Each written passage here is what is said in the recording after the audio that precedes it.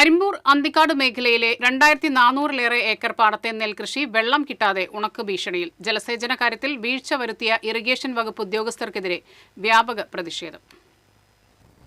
രണ്ടാഴ്ചയിലേറെയായി അന്തിക്കാട് അരിമ്പൂർ മേഖലയിലെ പാടശേഖരങ്ങളിലേക്ക് വെള്ളം ലഭിച്ചിട്ട് വരണ്ടുണങ്ങാൻ തുടങ്ങിയ കൃഷിക്ക് 2 ദിവസത്തിനകം വെള്ളം ലഭിച്ചില്ലെങ്കിൽ കൃഷി നശിച്ച് കോടിക്കണക്കിന് രൂപയുടെ നഷ്ടമാണ് കർഷകർക്കുണ്ടാകുക.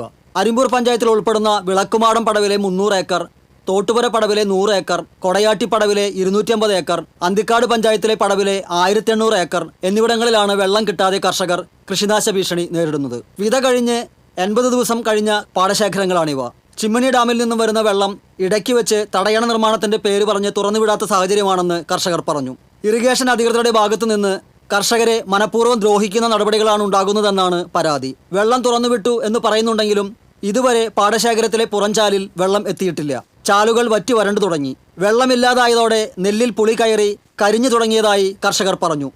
ജനുവരി 22 ഇവിടെ വെള്ളത്തിന്റെ പ്രശ്നമായിട്ട് ഞങ്ങൾ നിരന്തരമായിട്ട് KLDC ഉദ്യോഗസ്ഥന്മാർ, ഇറിഗേഷൻ ഉദ്യോഗസ്ഥന്മാരൊക്കെ ബന്ധപ്പെട്ടുകൊണ്ടിരിക്കുന്നു.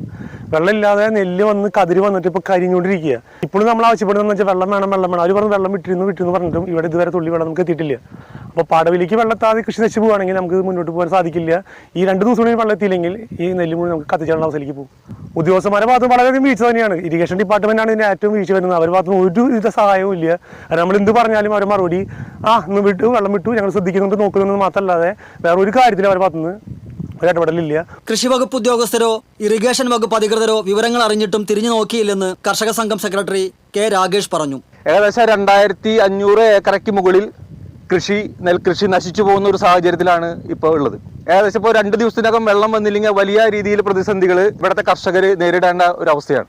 ഇത്ര ദിവസമായി കർഷകർ ഈ പ്രതിസന്ധി അനുഭവിക്കുന്ന സമയത്ത് കൃഷി വകുപ്പിന്റെ ടീമോ ഇറിഗേഷന്റെ ഉദ്യോഗസ്ഥരോ ഇതുവരെയായിട്ടും ഈ പ്രദേശത്തേക്ക് പോലും വന്നിട്ടില്ല. ഇറിഗേഷൻ ഓഫീസിലേക്ക് ശക്തമായ പ്രതിഷേധ പരിപാടികൾ ഞങ്ങൾ പ്ലാൻ ചെയ്യാൻ പോവാണ്. കൃഷിക്ക് വെള്ളം കിട്ടാതെ കർഷകർ വലയുന്ന അവസ്ഥയിലും ചിലയിടത്ത് കൊയ്ത്ത് കഴിഞ്ഞു കിടക്കുന്ന പാടങ്ങളിൽ താറാവ് തീറ്റയ്ക്കായി ഇറിഗേഷൻ അധികൃതരുടെ ഒത്താശയിൽ വെള്ളം നിറച്ചു നിർത്തുന്ന പ്രവണതയുമുണ്ടെന്ന് കർഷകർ ആരോപിച്ചു. TCV തൃശൂർ.